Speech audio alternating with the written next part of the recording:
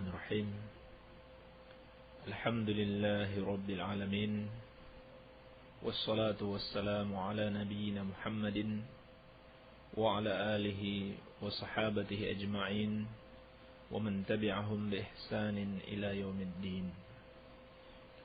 Ikhwani fid din, at-talabah dan para pendengar radio dakwah salafiyah rahimani wa rahimakumullah.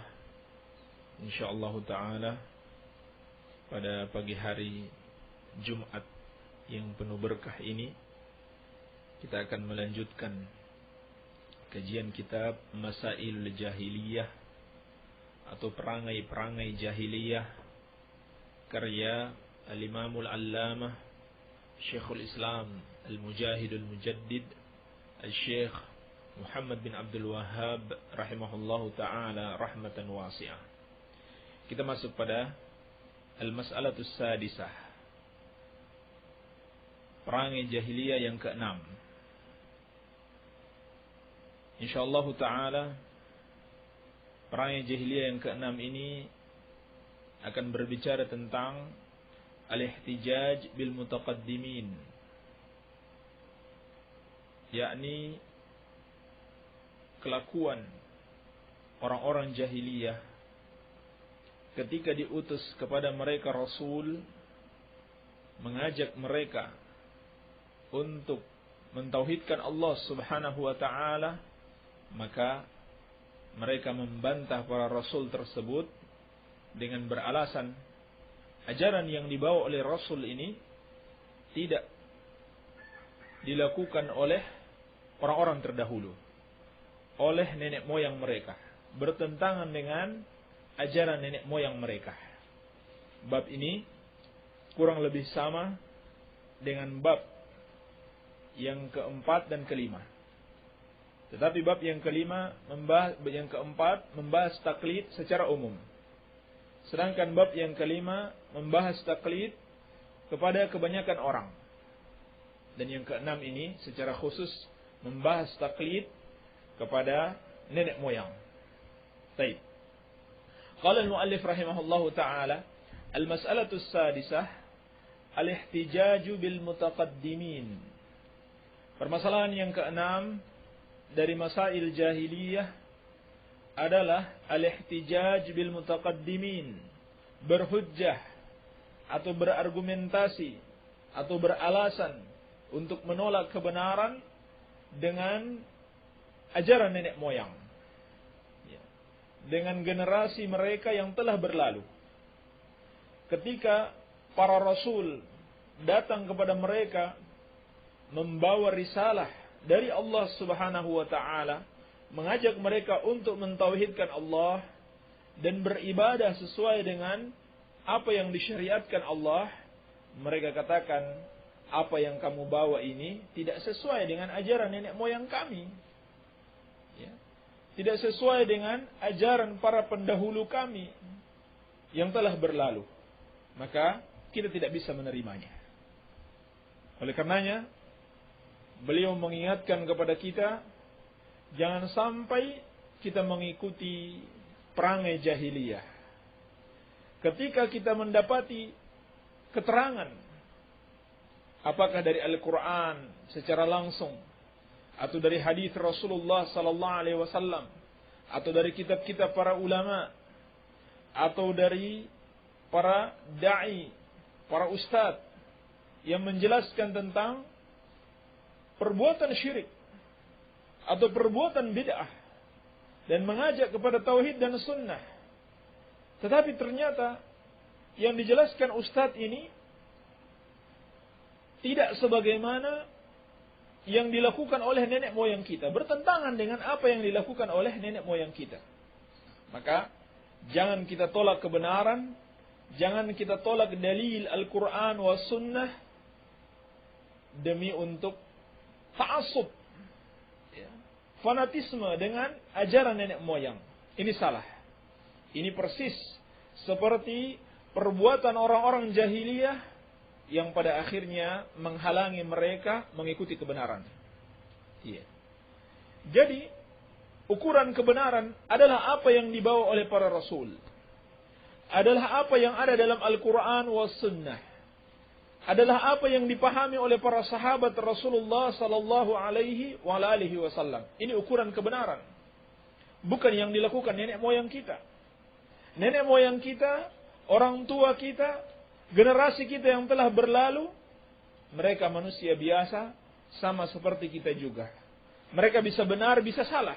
Kalau benar, kalau yang mereka wariskan dari adat-adat atau suatu kepercayaan, kalau benar kita pertahankan. Kalau benar sesuai dengan Al-Quran dan As-Sunnah kita pertahankan. Sebaliknya, kalau salah, maka jangan kita pertahankan. Dan kalau kita terus mempertahankan warisan yang salah, ajaran yang salah dari nenek moyang kita, itu sama saja kita memberatkan keadaan mereka di akhirat kelak. Sebab, siapa yang melakukan suatu dosa, siapa yang mewariskan suatu dosa kepada generasi selanjutnya, dia akan mendapatkan dosa. Seluruh orang yang melakukan ajarannya tanpa mengurangi dosa mereka sedikit pun. Seperti sabda Nabi sallallahu alaihi wasallam, "Man da'a ila dhalalah, fa kana lahu min al-ithmi mithlu athami alladhi man tabi'ahu, la yanqusu dhalika min athamihim syai'a." Kata Nabi sallallahu alaihi wasallam, barang siapa yang mengajak kepada kesesatan, maka dia mendapatkan dosa dan dosa orang-orang yang mengikutinya tanpa mengurangi dosa orang-orang yang mengikutinya tersebut. Jadi, orang yang mengajak kepada kesesatan, yang mewariskan ajaran yang salah kepada anak keturunannya, dia juga mendapatkan bagian dosa yang dilakukan oleh anak keturunannya. Ya. Maka, tidak boleh kita mempertahankan adat-adat kebiasaan atau ajaran-ajaran yang salah, meskipun hal itu telah dilakukan berabad-abad lamanya oleh orang-orang yang ada di kampung kita atau oleh nenek moyang kita. Kalau salah, tinggalkan. Ikuti petunjuk Al-Quran was Sunnah. Lihat penyebab kesesatan orang-orang jahiliyah dahulu. Ketika mereka diajak untuk mengikuti ajaran para rasul, diajak untuk mentauhidkan Allah dan beribadah sesuai petunjuk Allah, mereka beralasan, ini ajaran baru. Kita tidak bisa mengikuti. Ini tidak sesuai dengan ajaran nenek moyang kita. Padahal, sudah kita wariskan secara turun-temurun. Maka ini kesalahan besar yang membuat mereka kafir kepada Allah, terhalangi dari kebenaran. Beliau rahimahullahu ta'ala menyebutkan di sini dua ayat. Ayat yang pertama, kaqaulihi ta'ala, seperti firman Allah subhanahu wa ta'ala, qala fama balul qurunil ula. Fir'aun berkata, lalu bagaimana keadaannya generasi yang telah berlalu? Dalam surat Toha ayat ke-51. Ini adalah ucapan Fir'aun ketika diajak oleh Nabi Musa alaihi salam untuk beriman kepada Allah subhanahu wa ta'ala. Lalu dia mengatakan, fama balul qurunil ula? Bagaimana keadaannya generasi yang terdahulu?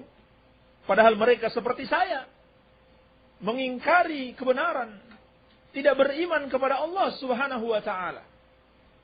Ini argumentasi, hujjah, atau dalil yang digunakan oleh Fir'aun di dalam menentang ajaran Nabi Musa alaihi salam. Nabi Musa berkata kepadanya, sebagaimana ayat yang sebelumnya, qala Rabbuna alladhi a'ta kulla syai'in khalqah thumma hada. Beliau berkata, Rabb kami adalah yang menciptakan segala sesuatu dengan sebaik-baiknya, kemudian memberikan hidayah. Lalu Fir'aun mengingkari. Fama balul qurunil ula? Bagaimana dengan generasi yang terdahulu yang tidak mengenal Rabbmu, yang tidak mengenal Allah subhanahu wa ta'ala? Ya. Jadi, maksud Fir'aun, ajaran kamu ini baru. Sedangkan generasi kami yang telah berlalu tidak pernah mengenal apa yang kamu katakan ini. Maka inilah cara menolak kebenaran yang dilakukan oleh orang-orang kafir terdahulu. Mereka tolak ajaran para rasul, dengan alasan ajaran yang mereka bawa itu tidak sesuai dengan ajaran nenek moyang mereka. Maka jangan kita ikuti. Jangan kita ikuti ajaran yang seperti ini. Karena akan membuat kita tersesat dari jalan Allah Subhanahu wa ta'ala. Jadi ukuran kebenaran adalah apa yang dibawa oleh para rasul. Gunakan akal kita. Jangan taklid. Jangan ikut-ikutan kepada generasi kita yang telah berlalu. Tetapi kita gunakan Al-Quran wa Sunnah sebagai alat ukur untuk menilai apa yang dilakukan oleh nenek moyang kita benar atau salah. Kalau benar, alhamdulillah kita pertahankan. Kalau salah, kita berusaha untuk merubahnya menjadi kebaikan untuk kita wariskan kepada anak cucu kita kelak. Maka kita akan bertanggung jawab juga. Kalau kita terus mempertahankan adat-adat, kebiasaan, cara-cara beragama, apalagi sampai kesyirikan dan bid'ah dari nenek moyang kita, kita juga akan bertanggung jawab terhadap anak cucu kita. Kalau mereka melakukannya, kita juga kena dosa. Selama mereka mewariskan turun-temurun, kita juga akan kena dosa. Karena kita yang mengajarkan mereka kepada kesesatan tersebut. Sebaliknya, kalau kita merubah kesalahan, kita ajak mereka kepada tauhid dan sunnah, maka seperti kata Nabi SAW, "Man da'a ila hudan, kana lahu minal ajri, mithlu ujuri man tabi'ahu, la yankusu dhalika min ujurihim syai'a." Barang siapa yang mengajak kepada hidayah, maka dia akan mendapatkan pahala dan pahala orang-orang yang mengikutinya, tanpa mengurangi pahala mereka sedikit pun. Sebaliknya, kalau kita terus mempertahankan kesyirikan, kebid'ahan yang diwariskan oleh generasi terdahulu, maka kita juga akan kena tanggung jawab terhadap generasi berikutnya. Oleh karenanya, jangan sampai kita mengikuti kebiasaan orang-orang jahiliyah yang beralasan dengan ajaran nenek moyang untuk menolak kebenaran. Iya. Faidah yang lain yang bisa dipetik dari ayat ini, kata Imam Al-Qurtubi rahimahullahu ta'ala dalam tafsirnya, bahwasannya apa yang ditanyakan oleh Fir'aun ini kepada Musa adalah tentang perkara gaib. Dia katakan, "Fama balul qurunil ula?" Bagaimana keadaan generasi yang terdahulu? Maka untuk menjawab pertanyaan tentang ini, Nabi Musa alaihi salam mengatakan sebagaimana dalam ayat selanjutnya. Qala ilmuha inda rabbi fi kitabin la yadillu rabbi wa la yansa. Nabi Musa alaihi salam berkata, ilmu tentang generasi terdahulu ada di dalam sebuah kitab. Allah tidak akan salah dan tidak akan lupa. Jadi Nabi Musa alaihi salam tidak menjawab sebab dia tidak tahu keadaan generasi terdahulu. Maka ketika kita ditanyakan tentang ilmu gaib, tentang sesuatu yang tidak kita ketahui, jawab, ilmu itu ada di sisi Allah, atau kita katakan wallahu a'lam, Allah Subhanahu wa taala yang lebih tahu. Faidah yang lain juga disebutkan Al-Imam Al-Qurtubi rahimahullahu taala dalam tafsirnya, bahwasanya ayat ini menunjukkan, kata beliau rahimahullah, hadhil ayah wa nadha'iruha ma taqaddam wa ya'ti. Ayat ini dan yang semisalnya yang telah berlalu maupun yang akan datang, tadullu ala tadwinil ilm, menunjukkan akan disyariatkannya menulis ilmu atau membukukan suatu ilmu. Ini penting dan ini kebiasaan para ulama. Subhanallah, andaikan para ulama tidak menulis ilmu, tidak menulis kitab-kitab, maka ilmu mereka tidak akan sampai kepada kita. Ya. Alhamdulillah, sekarang kita membaca kitab Masailul Jahiliyah karya Al-Imam Muhammad bin Abdul Wahhab rahimahullahu ta'ala, karena beliau telah berusaha untuk menulisnya.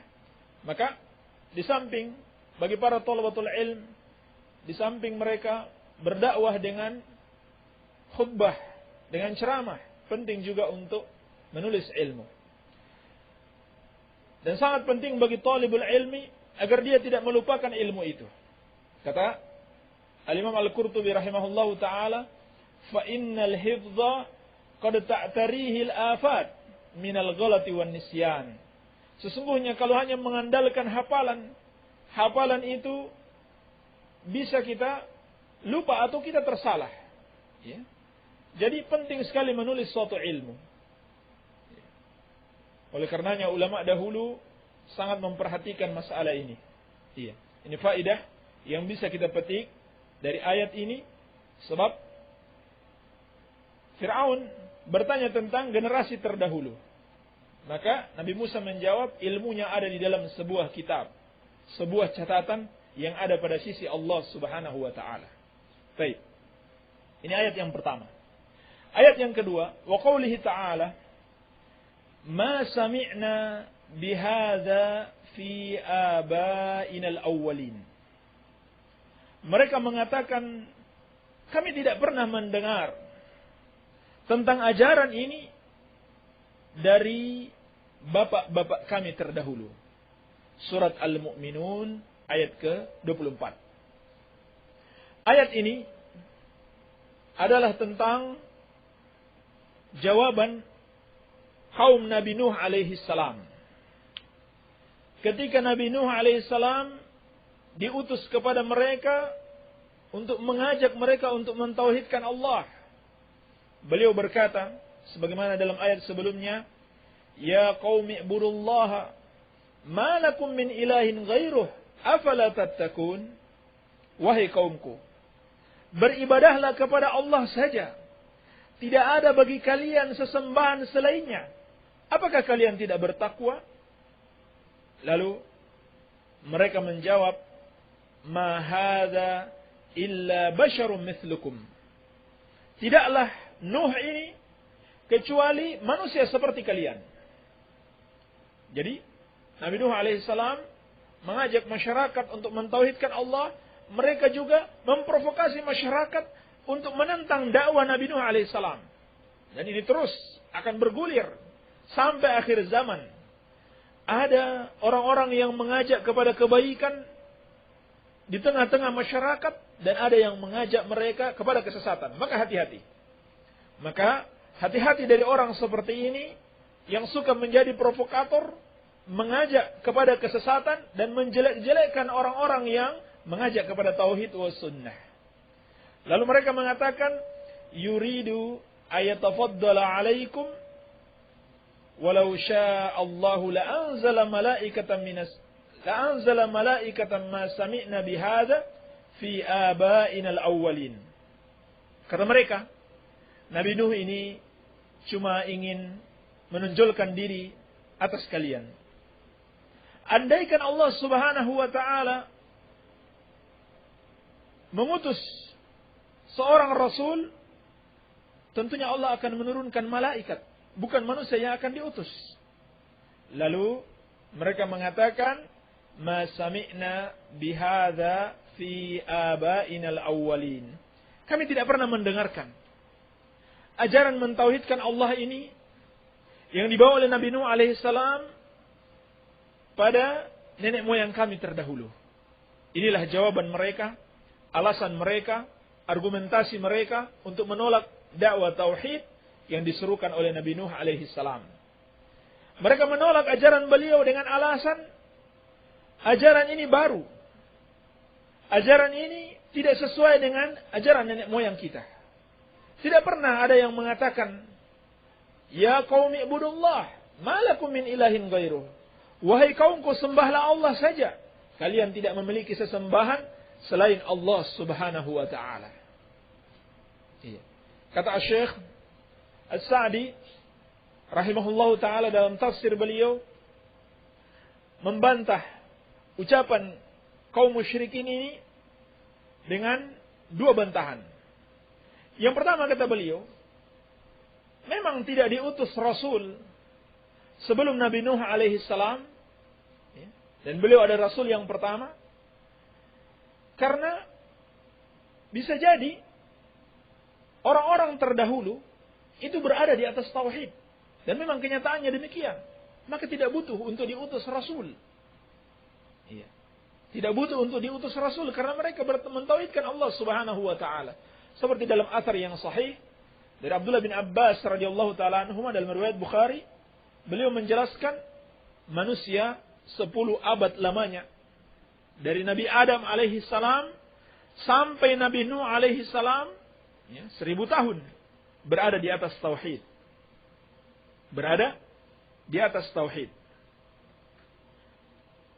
Lalu setelah 1000 tahun itu masuk zaman Nabi Nuh alaihissalam, barulah mereka mempersekutukan Allah Subhanahu wa taala. Apa penyebab mereka mempersekutukan Allah?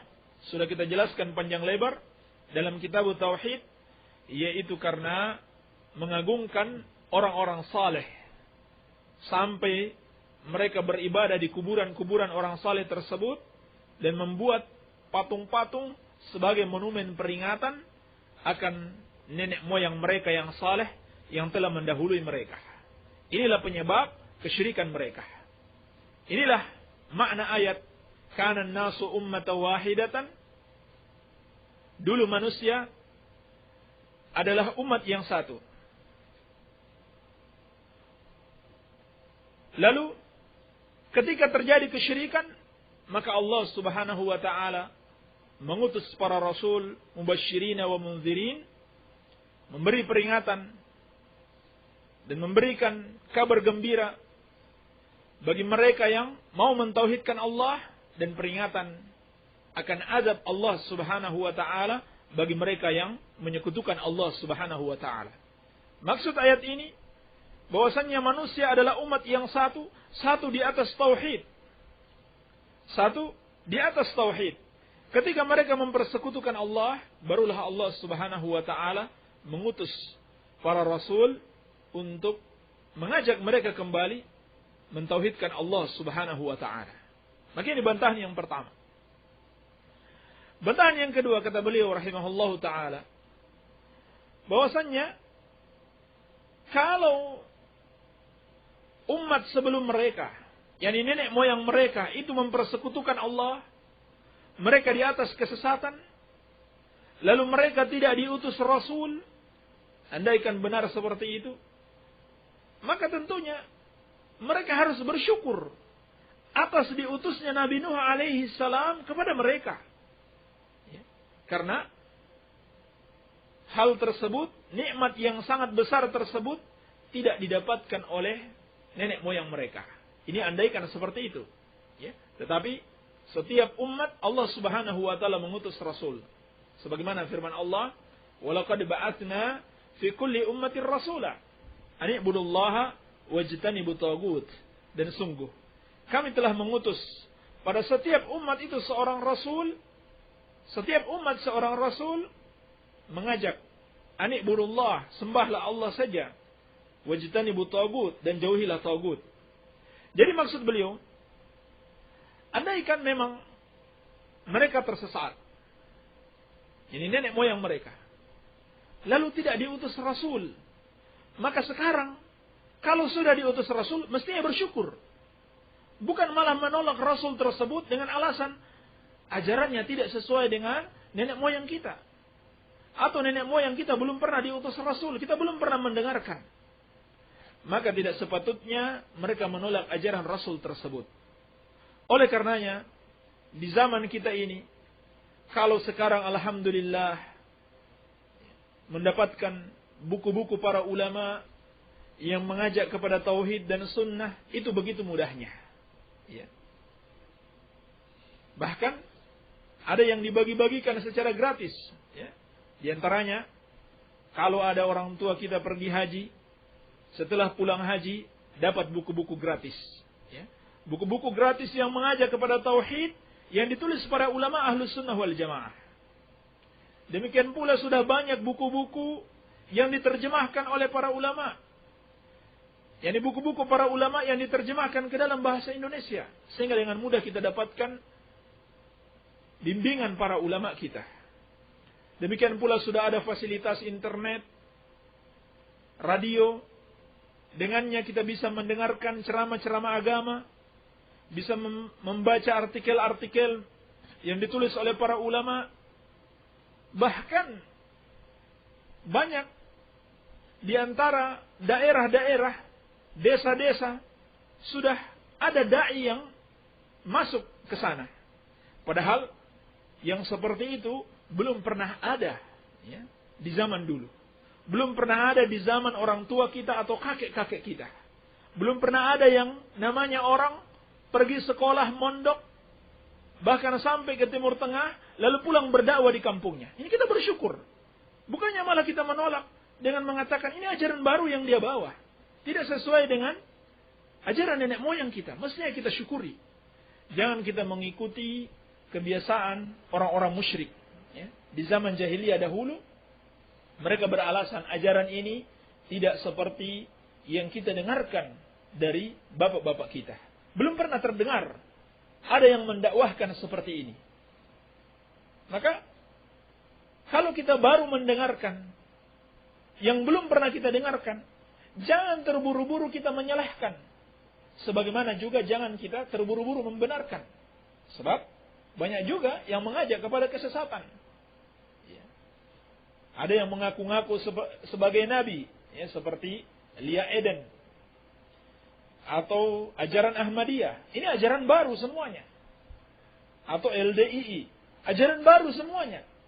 Ketika mereka masuk di kampung kita, jangan juga terburu-buru membenarkan. Lihat apa yang dibawanya, apakah sesuai dengan ajaran Al-Quran dan Sunnah Rasulullah sallallahu alaihi wasallam atau menyimpang darinya.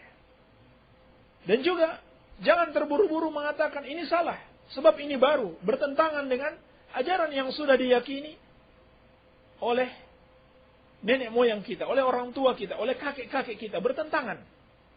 Maka jangan kita terburu-buru menyalahkan, sebab ukuran kebenaran bukan karena hal itu dilakukan oleh nenek moyang kita atau tidak, tetapi karena dia sesuai dengan Al-Quran wa sunnatu Rasulillah sallallahu alaihi wa alihi wasallam.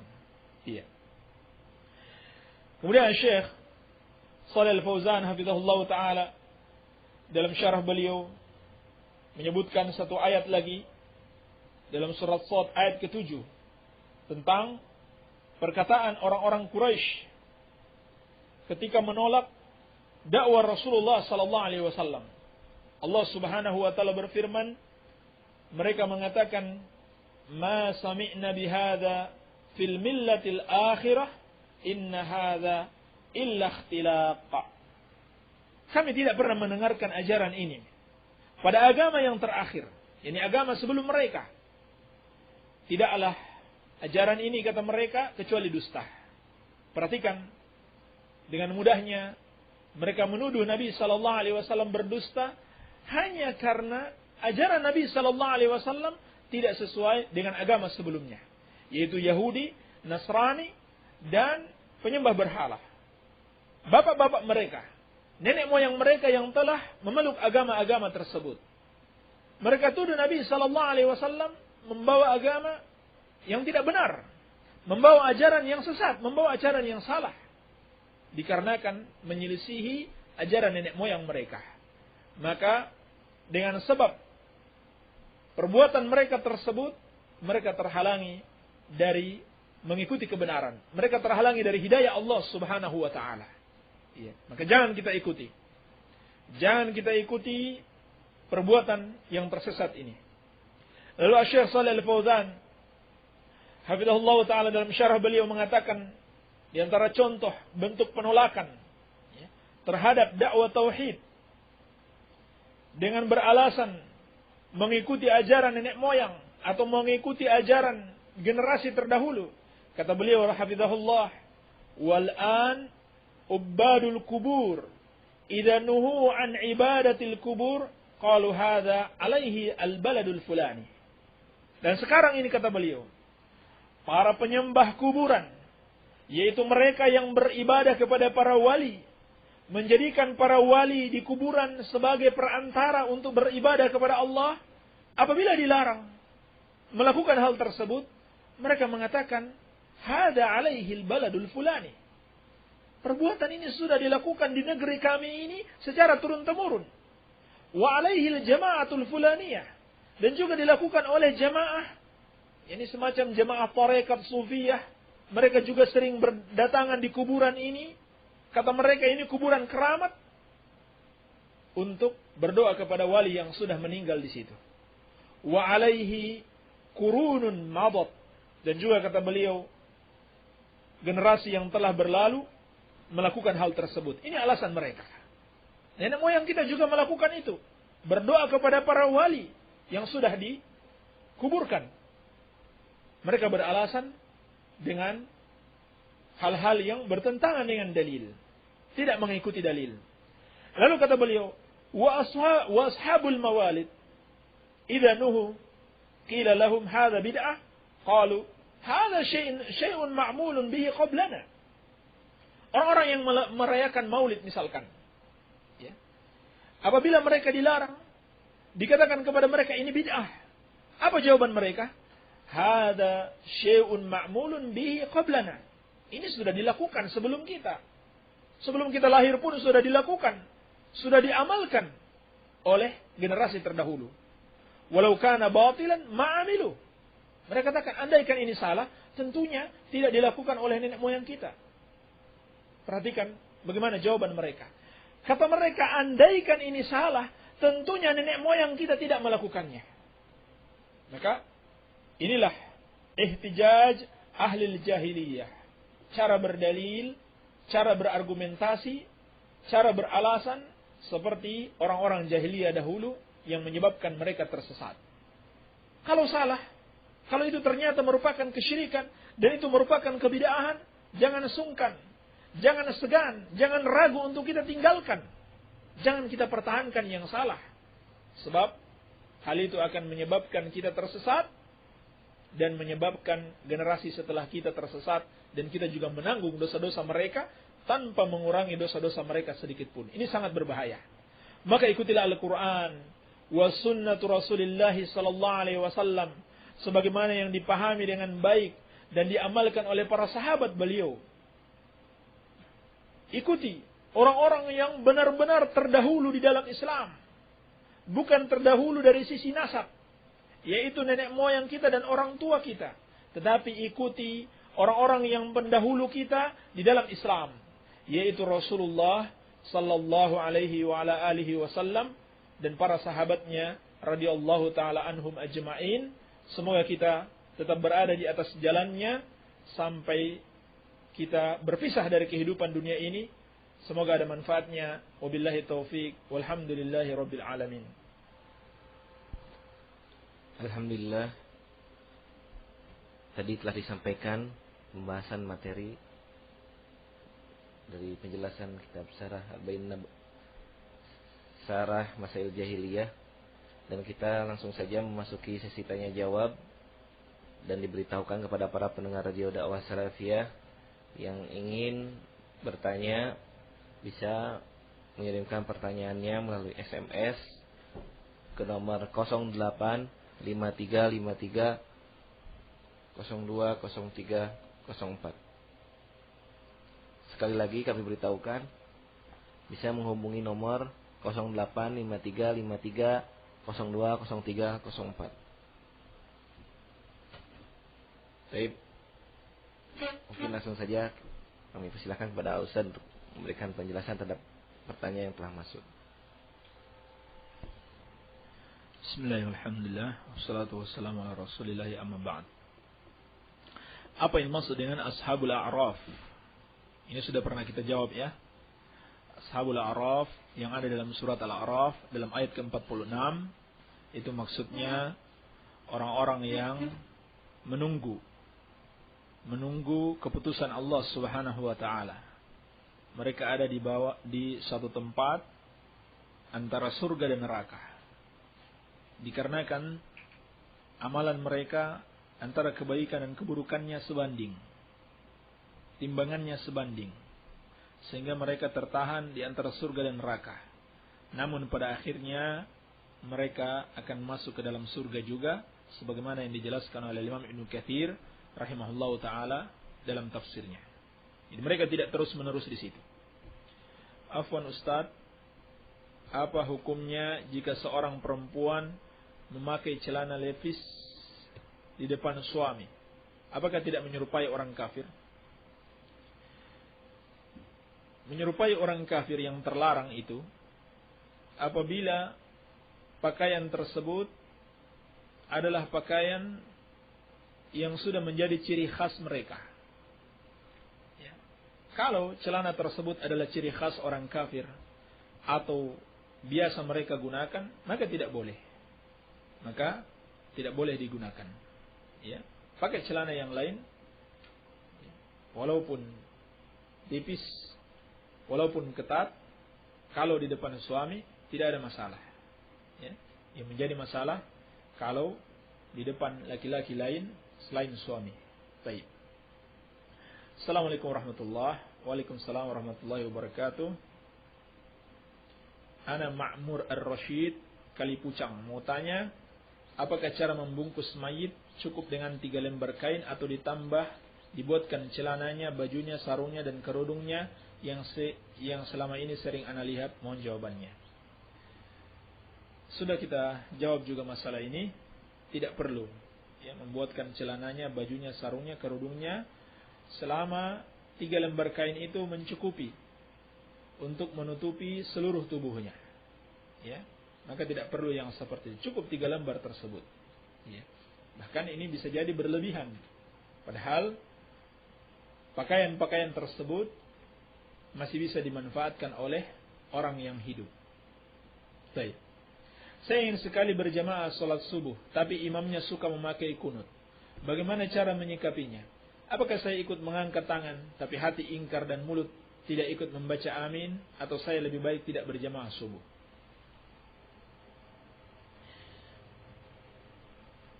Sholat berjamaah subuh dan sholat-sholat yang lainnya wajib bagi laki-laki muslim.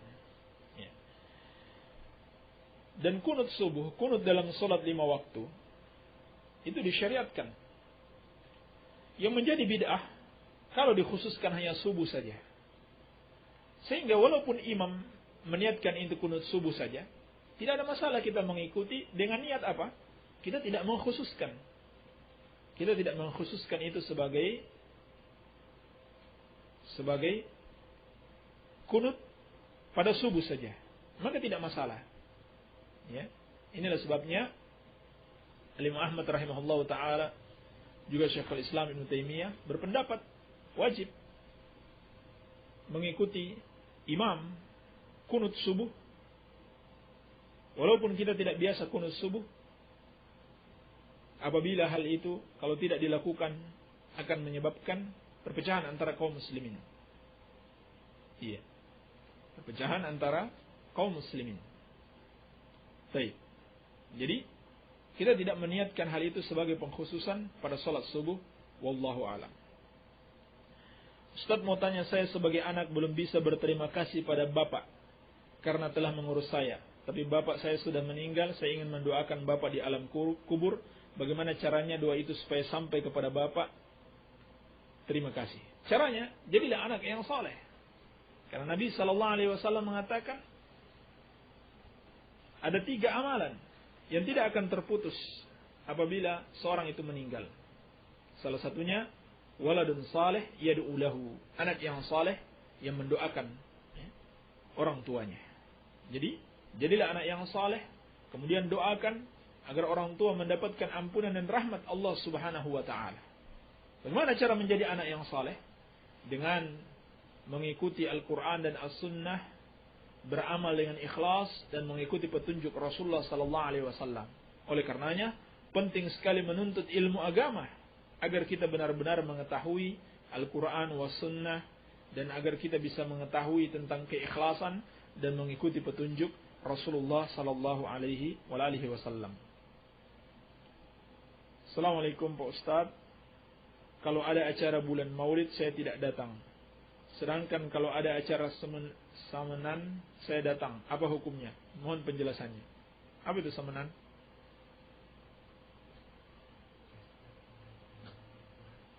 Pesta kenaikan kelas anak-anak.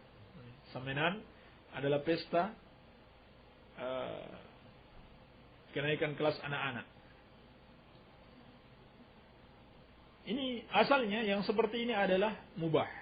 Hal-hal yang mubah dalam masalah duniawi. Sepanjang tidak ada yang melanggar syariat di situ. Ya, seperti tidak ada zikir berjamaah, ini bid'ah. Ya. Atau tidak ada perbuatan maksiat campur baur antara laki-laki dan wanita, musik dan yang lainnya. Niat memberi zakat di dalam hati tapi tidak diucapkan, sah tidak zakatnya. Bahkan seperti itu yang dicontohkan. Niat itu di dalam hati, tidak dilafazkan. Dan dilafazkan ini tidak juga di dalam hati. Tapi niat itu, orang bermaksud melakukan ibadah karena Allah, itu namanya berniat. Tidak harus dilafazkan di dalam hati, apalagi dengan lisan. Afwan, kenapa kajian RDS sering terputus-putus?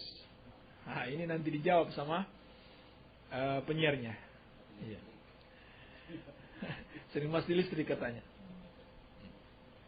Pak Ustadz, saya membaca serta menghafal satu salawat dari buku Salawat dan Fadilah. Salawat itu judulnya Salawat untuk menghafal. Apakah ada dalilnya Pak Ustadz? Pengirim PPN Ciamis. Tidak ada dalilnya. Tidak ada dalilnya salawat untuk menghafal. Salawat itu untuk ibadah kepada Allah Subhanahu wa taala dengan mendoakan Rasulullah sallallahu alaihi wasallam. Ustaz, tolong diterangkan kedudukan kaidah sahih fis sanad, dhaif fil matan. Sahih fis sanad, dhaif fil matan. yakni sahih dalam sanad hadisnya, tapi isi hadisnya dhaif, tidak bisa diterima. Karena katanya kaidah ini dipakai untuk menggugurkan hadis sahih yang katanya bertentangan dengan Al-Quran. Jazakumul khairan atas penjelasannya. Ini kaidah dajjal, ya, kaidah kadzab, ya, kaidah para pendusta. Tidak ada satupun hadis yang sahih yang matanya dhaif yang bertentangan dengan Al-Quran was sunnah yang lainnya. Tidak mungkin. Itu tidak mungkin terjadi selama-lamanya. Hanya karena kebodohan mereka mau memahami Al-Quran wal hadis dengan mengandalkan akal dan hawa nafsu mereka, lalu mereka mengatakan matanya dhaif. Iya.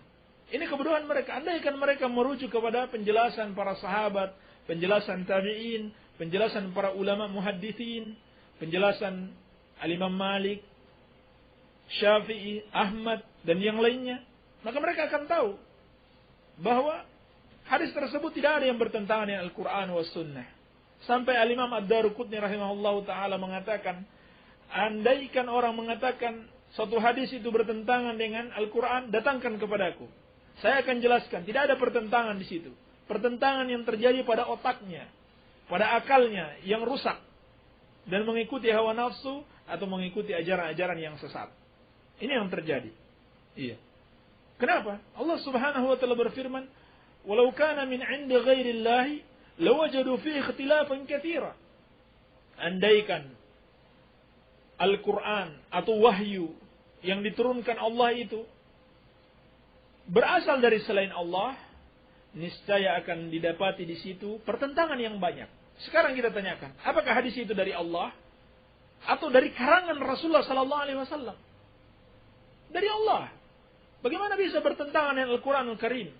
Allah Subhanahu wa taala berfirman, "Wa ma yantiqu 'anil hawa in huwa illa wahyu yuha." Tidak ada yang diucapkan oleh Nabi kecuali wahyu yang diwahyukan kepadanya. Bagaimana bisa ucapan beliau wahyu bertentangan juga dengan wahyu Al-Quran? Tidak akan mungkin terjadi.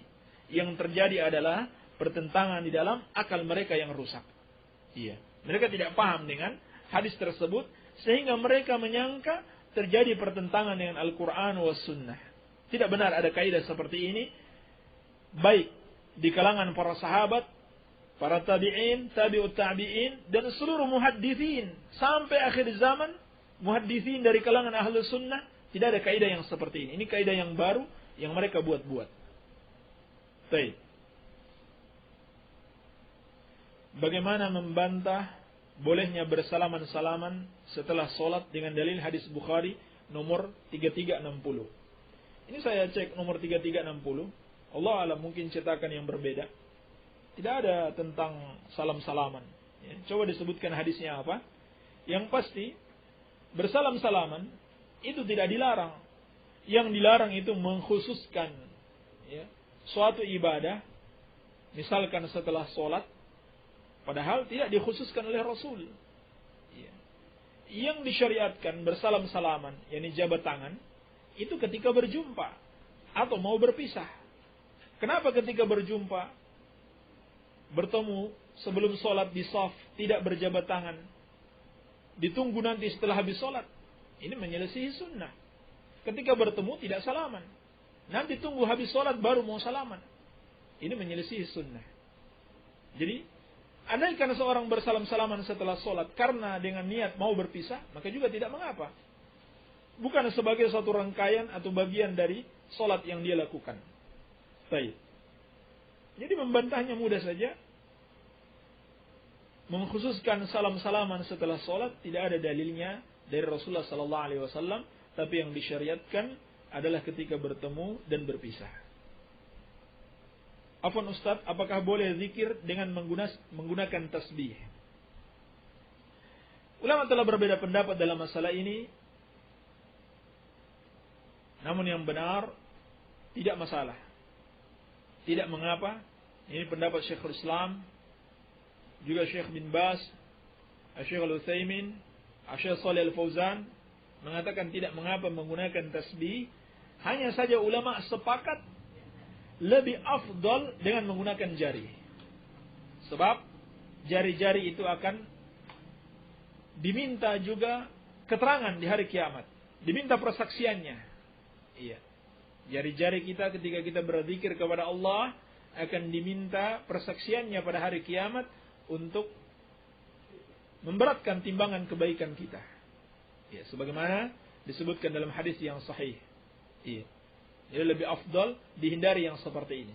Namun kata Syekh Shalih Al-Fauzan hafizahullah di dalam Al-Mulakhasul Fiqhi, dengan syarat seorang tidak meyakini tasbih ini memiliki keutamaan khusus. Ya. Jangan ketika seorang berzikir dengan tasbih dia meyakini ini tasbih keramat, ya, atau tasbih yang memiliki kesaktian, ya, dibawa kemana-mana. Maka ini tidak benar. Ini menjadi bid'ah. Keyakinan seperti ini.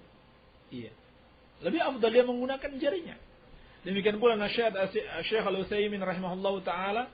Sebaiknya dihindari. Kenapa? Karena bisa menyebabkan seorang itu riya. Ya. Kemana-mana bawa tasbih. Kemana-mana terlihat oleh orang dengan tasbih. Ini bisa membawa dia kepada sifat riya. Maka yang lebih afdal dengan menggunakan tangannya. Baik. Dan ini yang dicontohkan oleh Rasulullah sallallahu alaihi wasallam.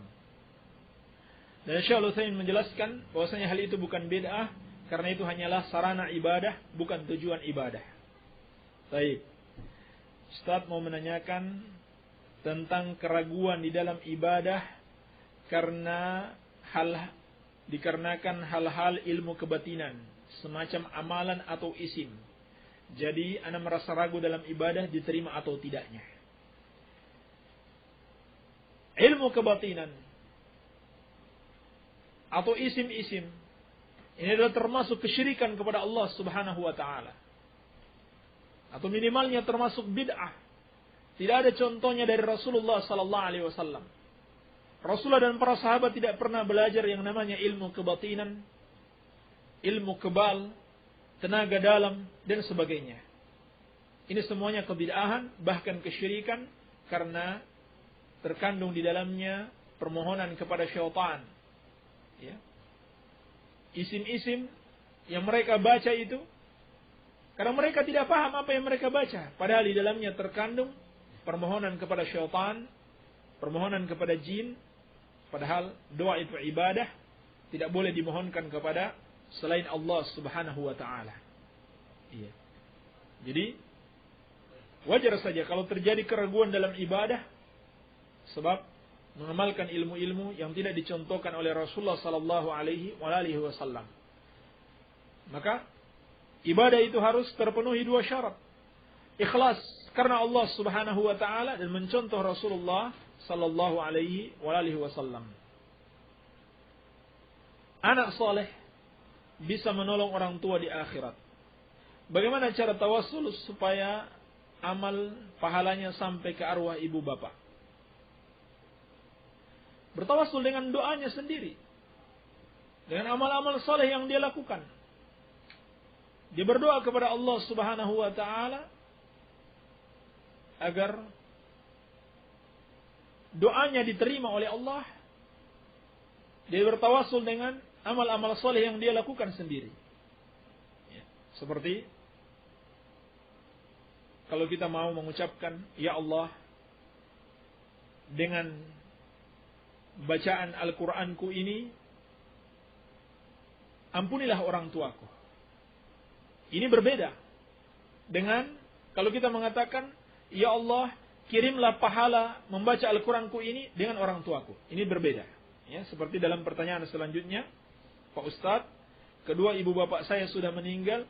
Setelah baca Quran, saya ucapkan, Rabbana innana tawassalna ilaika an tuhassil maqasidana wa tuyassir umurana. Allahumma awsil misla sawabama qara'tuhu khususan ila arwahi abi wa ummi. Bolehkah? Ini tidak boleh. Ini tidak ada contohnya dari Rasulullah sallallahu alaihi wasallam. Kalau kita mengatakan, ya Allah, kirimlah pahala membaca Al-Qur'anku untuk arwah yang sudah meninggal. Ini tidak ada contohnya dari Rasulullah sallallahu alaihi wasallam. Yang dibolehkan kalau kita mengatakan, ya Allah, dengan bacaan Qur'anku ini ampunilah kedua orang tuaku. Ini berbeda. Ini berbeda. Ini seperti yang dilakukan oleh 3 orang yang terkurung di dalam gua, dan masing-masing menyebutkan amal-amal saleh mereka di dalam doanya, lalu Allah Subhanahu wa taala membuka pintu gua tersebut. Baik. Pak Ustaz, saya punya 3 anak, yang ke-1 ingin dipesantrenkan ke Salafi. Ya, kenapa tidak semuanya? Setelah keluar kelas 3 Tsanawiyah, sekarang baru kelas 2. Apakah di situ bisa mesantren juga sekolah aliyah atau SMA? Anak saya perempuan. Bisa insyaallah taala, silakan datang saja bertemu Pak Kiai Ustaz Khotib Muwahhid. Ya. Assalamualaikum Pak Ustaz, saya mau bertanya, apakah hukuman bagi seorang istri yang telah berselingkuh dengan laki-laki lain? Karena dia tidak mencintai saya dan saya tidak mau menceraikan dia, dan sekarang dia mengandung anak dari hubungan itu. Bagaimana hukum perkawinan kami sekarang? Apakah dia masih halal atau haram bagi saya? Dan sebagai seorang suami saya harus bagaimana? Apakah saya harus tetap mempertahankan dia atau menceraikannya? Mohon penjelasannya Pak Ustaz, terima kasih hamba Allah. Pertama, perlu kita ingatkan dulu, jangan mudah menuduh. Ya, jangan mudah menuduh hanya berdasarkan persangkaan bahwa istri kita atau suami kita telah melakukan perzinahan. Ini hati-hati, ini berbahaya. Ya, ini berbahaya kalau hanya berdasarkan persangkaan. Tapi kalau sudah yakin, apalagi dia mengaku, maka bagaimana status perkawinannya? Apakah langsung bercerai atau tidak? Atau apakah harus dipertahankan terus? Maka yang pertama, status perkawinannya tidak batal. Tetapi, apakah perkawinan itu harus dipertahankan atau tidak? Kalau dia bertobat kepada Allah Subhanahu wa taala, menyesali perbuatannya, berjanji tidak akan mengulanginya, maka dipertahankan. Maka tidak mengapa dipertahankan. Kalau dia tidak bertobat, tidak ada tanda-tanda penyesalan, tidak ada tanda-tanda dia bertobat, dan bahkan sangat mengkhawatirkan kalau dia akan mengulangi lagi perbuatan tersebut, maka harus dicerai. Sebab Allah Subhanahu wa taala berfirman, "Az-zani la yankihu illa zaniyatan." Pezina itu tidak menikahi kecuali pezina juga. Maka tidak pantas kita mempertahankan keluarga dengan seorang pezina. Maka ceraikan. Kalau dia tidak mau bertobat, kalau dia kelihatannya tidak ada tanda-tanda untuk bertobat. Iya. Dan apabila terbukti janin yang dikandungnya itu bukan milik suaminya yang sah, maka dalam keadaan seperti itu juga suami belum bisa menggaulinya sampai dia melahirkan. Sampai dia melahirkan, ini apabila terbukti. Sampai dia melahirkan, karena tidak boleh mencampurkan mani yang halal dengan mani yang haram. Wallahu taala alam.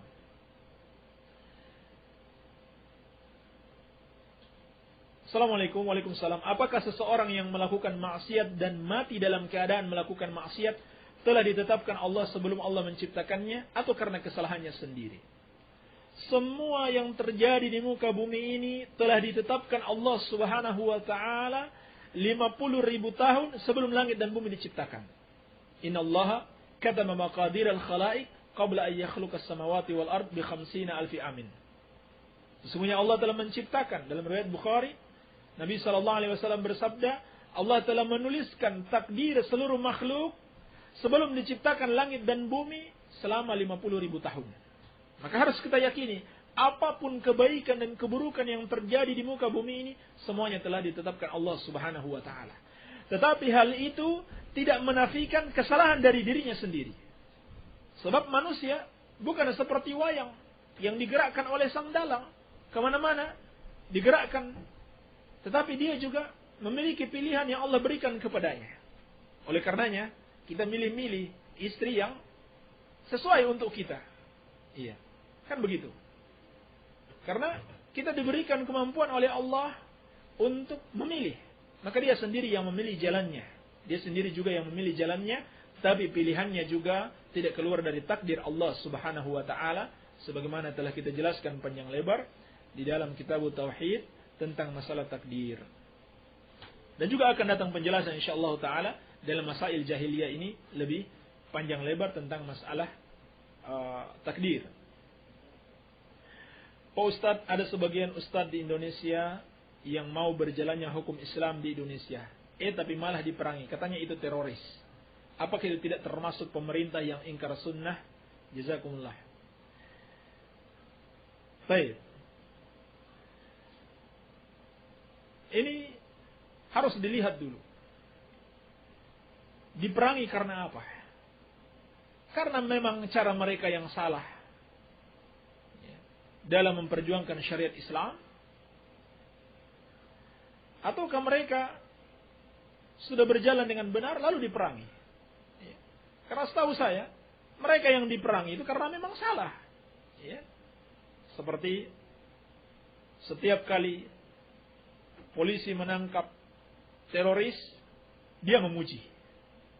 Dia sudah tua, Pak Kiai sudah tua, tidak pernah melakukan pengoboman. Dia memimpin pondok pesantren.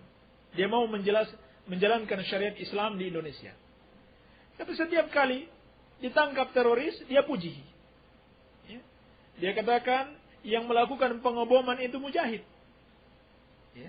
Maka pantas sepertinya diperangi, ditangkap. Maka ini yang saya ketahui. Bukan menangkap orang-orang yang benar-benar mau menjalankan syariat Islam. Tapi menangkap mereka yang memang melakukan kesalahan dalam memperjuangkan syariat Islam tersebut. Ini masalah yang sebenarnya wallahu alam.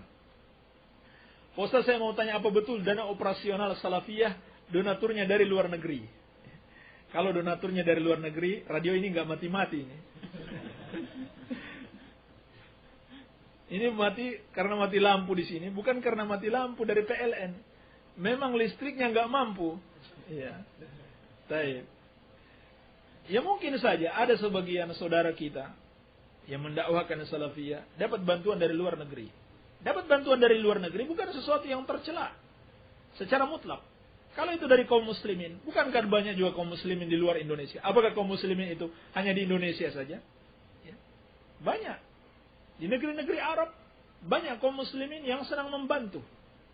Berapa yang dibantu oleh Arab Saudi ketika tsunami Aceh? 4,8 triliun. Berapa jumlahnya? 4,8 triliun itu 70% dari masyarakat. Hanya 30% dari pemerintah. Itu ketika membantu tsunami Aceh. 4,8 triliun. Itu hibah semuanya. Adapun bantuan Amerika pinjaman. Bantuan Amerika, Jepang, Inggris, Prancis itu pinjaman. Ntar harus diganti oleh rakyat Aceh atau oleh pemerintah Indonesia. Ya tidak ada masalah kalau menerima bantuan sepanjang tidak ada syarat-syarat. Tidak ada syarat-syarat dari orang yang memberikan bantuan tersebut. Iya. Atau bukan dari orang-orang kafir yang sengaja memberikan bantuan untuk mengajak kita secara perlahan untuk mengikuti mereka. Ya tidak ada masalah. Iya. Tapi kita di sini belum dapat bantuan. Kalau ada yang mau membantu dari luar negeri, kami persilahkan. Assalamualaikum, waalaikumsalam. Maaf Pak Ustaz, saya mau tanya, apakah boleh perbuatan azal mengeluarkan sperma di luar rahim? Tidak ada masalah. Berdasarkan riwayat yang sahih, dikatakan oleh para sahabat, kunna na'zil wal Qur'anu yanzil. Kami dulu melakukan azal dalam keadaan Quran juga turun. Artinya tidak dilarang oleh Al-Quran, tidak juga oleh Rasulullah sallallahu alaihi wasallam. Hanya saja itu tidak disukai kalau seorang tidak mau memiliki, dengan niat seorang tidak mau memiliki keturunan. Ya, apabila seorang berniat tidak mau memiliki keturunan, karena Nabi sallallahu alaihi wasallam telah mendorong untuk memperbanyak umatnya. Tazawwajul wadudal waluda fa inni mukatsirun bikumul umam yaumil qiyamah. Menikahlah dengan wanita-wanita yang penyayang dan peranak, yang subur kandungannya, karena aku akan berbangga dengan banyaknya umatku pada hari kiamat kelak. Tapi kalau cuma sekedar mau mengatur jarak kelahiran antara anak yang satu dengan yang lainnya, maka tidak mengapa, insyaallah taala. Ini yang bisa kita jawab. Lebih dan kurangnya saya mohon maaf. Yang benar itu dari Allah Subhanahu wa taala, dan yang salah dari kebodohan kami dan dari syaitan. Subhanaka Allahumma bihamdika asyhadu an la ilaha illa anta astaghfiruka wa atubu ilaik. Wa sallallahu ala nabiyyina Muhammadin wa alihi wasallam. Walhamdulillahi rabbil alamin.